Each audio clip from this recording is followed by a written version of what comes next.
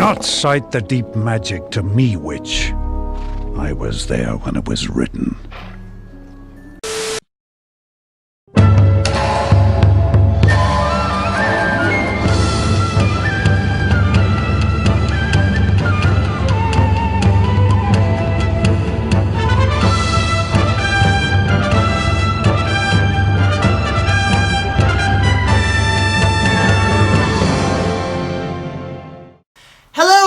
What's up? It's BigJackFilms here, and welcome back to the InuYasha vlogs. And I'm so sick of these fillers already. Oh man, we're now in the 4th week of doing this, and I'm filming all these at once, so just bear with me. That's why the background's not going to change, because I do not do effort for filler episodes, and this episode is no exception.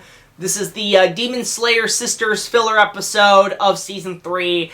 And in terms of a plot, there is not much. Much like the Mist episode, nothing happens. That is irrelevant, except for one thing. So, as you guys have seen from the last few episodes, the last few storylines, Sango's weapon, Hyodikotes, was damaged in battle. So she has had to go all the way back to her village that was killed by Naraku, that was slain by her brother Kohaku, and reforge Hyodikotes using demon bones and absorbing them and making the weapon more powerful. As she does that, she is obviously returning all her family's stuff back to the castle, back to the fortress, so they can lay to rest and die in peace, which is all good. She's there praying. We get to see kind of for new fans, obviously, to recap who this character is and her motives and why she does things. So there's a bit of a cool plot there. But then it kind of goes into pointless territory, because we have two little girls in this that want to be trained as demon slayers by Sango, and the entire episode runs around their storyline. So Sango is training these two young sisters to be demon slayers, and obviously teaching them how to use their weapons properly, how to balance, and, it's very Yoda. It's very Star Wars Empire Strikes Back, where it's like, learn these to use your weapon, train with fans and shit you must unlearn. Like, basically learn to fight without weapons and use your mind and all that. So it's very like that typical master trains student who only wants to use the weapons, but they have to learn to control their mind, use their hands and stuff. So it's one of those things. But then it turns out that these two sisters are actually ninjas. So yeah, there's ninjas in this show. It makes sense because feudal Japan, but something I actually just want to ask in terms of people who probably know a bit more about Japanese feudal era mythology and story and history and stuff, because I'm not too keen to it. I know a little bit, but not a lot. And this is something that's always bugged me about both Japanese and Asian culture. Why is there just a war in Japan with ninjas? I thought ninjas were from China and not Japan, because for me it's like ninjas were supposed to be like a Chinese or like a mid-Japanese thing, but I always found like the Japanese were all about samurai. So I've always seen this battle between samurais and ninjas. Like, people talk about the ninja versus pirates debacle. Fuck that. I'm more about, what about the ninjas versus samurai? I don't get it. I don't understand it. I don't know why this was a conflicting issue in the history of feudal Japan. Anybody who has any explanation on that, let me know in the comments so I can kind of figure out who's who and what's what, because it is very confusing. So these chicks turned out to be ninjas, and Sango's kind of like, oh, fuck, you're ninjas. I'm supposed to hate you, kind of? But basically, some more demons attack, and the two sisters get their asses handed to them, and they're all about rage and revenge. And Sango realizes, oh, they're kind of like me. So I might as well tell them, hey, you should think your dad loved you because he wanted you to think for yourselves and not for avenging him. And so they learn all the whole typical Captain Planet lesson of the day, of the week.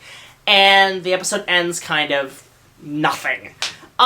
This is another filler episode I am not a fan of. This filler is not good. Again, my kimono InuYasha cosplay is coming loose. But this is an arc, or a storyline, an episode that I'm just not a fan of. I don't like these pointless arcs, but I understand from a behind-the-scenes retrospect why they had to do that, because they needed to pass the time until Takahashi was able to write more important episodes. So I'll give him props to that. But in terms of the positives of this episode, One thing they'll say is that this is a chance for Kelly Sheridan, who voices Sango, who, for a lot of people don't know, I mean, I've never watched these movies that she did, but she apparently did the mainframe animation Barbie movies. She was the voice of Barbie, so I'm like, okay, that's interesting.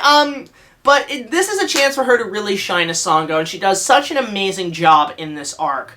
And, you know, at least trying to add some emotional weight to a script that doesn't really provide much in terms of story. So, I'll give her props on that. This is, like, basically the last few episodes we've had certain characters give time to shine. The first episode was for Shippo, the second was for Moroku, the last two arcs were for InuYasha and Kagome's relationship, and this one's for Sango. So, in retrospect, it is kind of giving each episode, a start of the series, a chance for each character to shine, so we know who they are as we go in, especially for newcomers. So, I'll give them props on that.